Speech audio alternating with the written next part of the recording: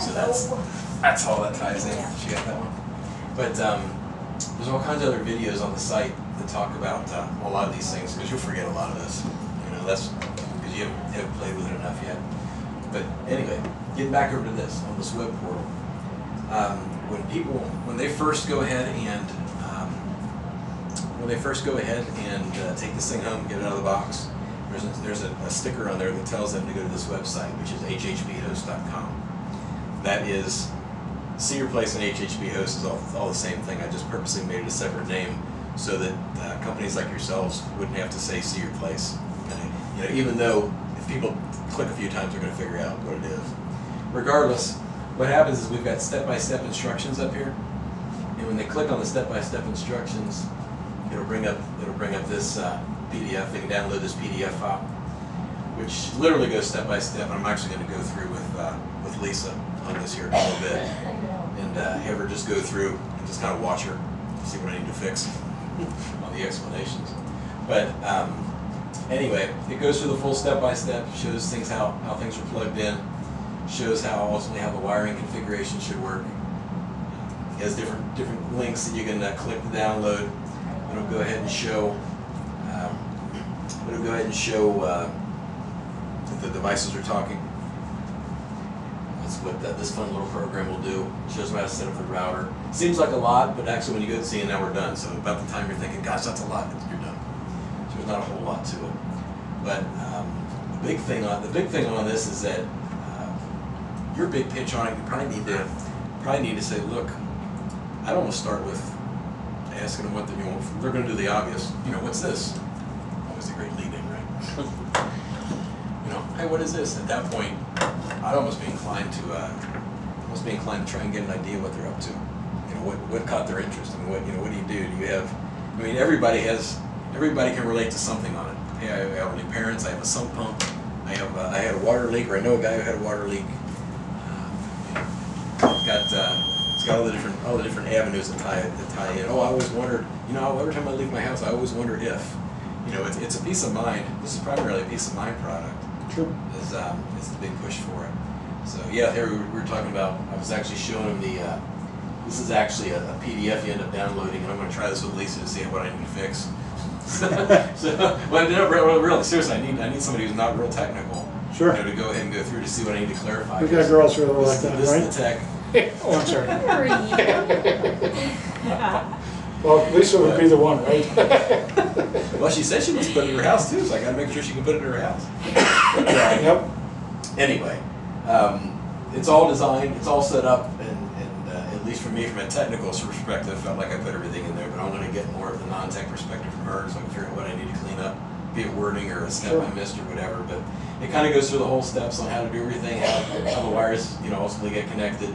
There's links on here you can click to download certain files to get you through. So it's designed to be, the instructions are really designed to be done on the web. I mean, you can print it out, but you know, when you go to print it out, who wants to go ahead and type, you know, all that? When you can just, you know, you just click on it, you know, and go from there. So there's that's a big piece on it. The other piece I think is definitely worth pushing on is on the web portal itself. And let me show you that. This is going to be another question people are going to ask. There's what they call the global, or the Call Me. I must be tripping the motion sensor. What's it say? Nothing. Click a little wheel on there. Give it a little push. Alarm 101 motion sensor. Ah, that's right. Okay. That's it. It's bigger. Here we go. It's a little bigger. So you can read it. One motion sensor. Yep. Where did I put the motion sensor? It's got a direct for. Oh, here it is. Oh, see, I got to point at you guys. Oh. There we go. Now we'll take care of it. But you can set up what's called Global Call Me.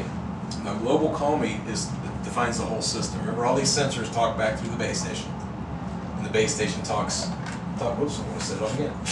The base stations end up talking wirelessly back through our portal, our gateway, if you will, through the internet, out to our web portal. But here what we can do is we can go ahead and set things up based on days of the week. We can do it on weekdays, which of course is Monday through Friday. Weekends, which would be Saturday, Sunday, every single day, or individual days.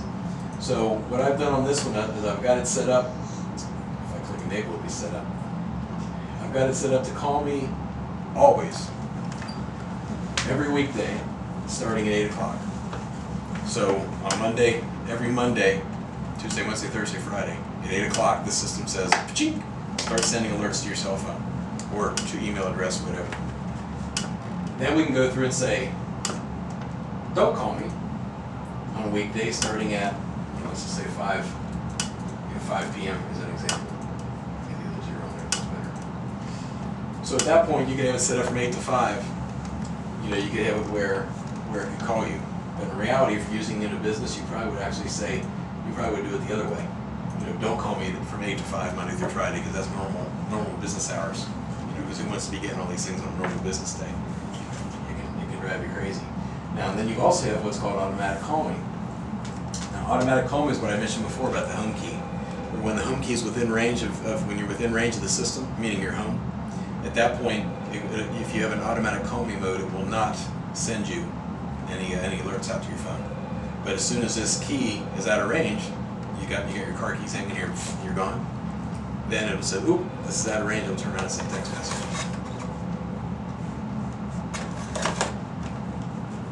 So I do not disturb. Okay. So, once we go through and do all this stuff, then we just click on Update Device, and it comes back and talks to. It's a little messed up here. It comes back and talks to. Back in through the gateway, talks back to the base station. Everything is programmed. So programming, when people go to first set this up, when they get these things out of the box, if we go through this sheet, where did I put it? Lost my sheet. If we go through this sheet, just go step by step in the order that it's done, and half the people don't, because I don't. It's like, cool, man, look, it works. And then after I can't figure something else, then I go back and read it. But regardless, if they go through step by step, it'll actually make sense to them. But what this will do is, there's two ways you can set up names on these. Like, when you get one of these out of a box, you need to go ahead and join these to a system. And the way you join it, see the little channel that's inside there? Oh, yeah. You just take this little home key, and you slide it in. See the options that are on there now?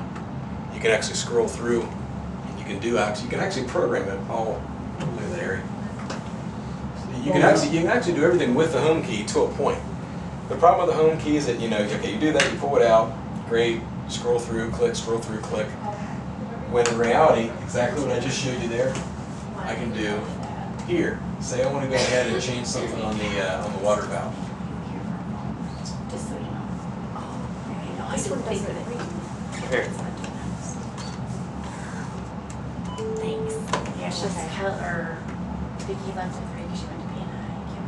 Oh, okay. We're on phones. We're the only two today with phones.